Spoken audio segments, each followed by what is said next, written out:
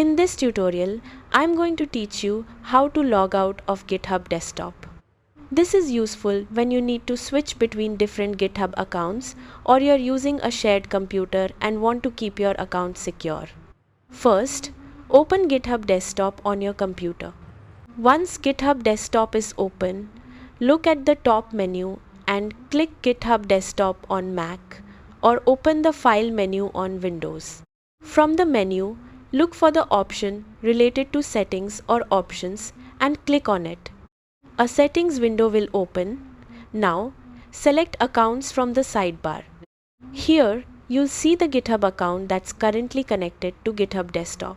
Look for the Sign Out button next to your account and click on it. GitHub Desktop may ask you to confirm that you want to sign out.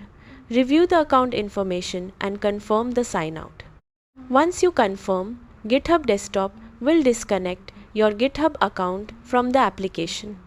And that's it. You've successfully logged out of GitHub Desktop. You can now sign in with another GitHub account or leave the application disconnected, which is especially useful when using a shared computer. If you found this video helpful, please leave a like, subscribe, and see you in the next.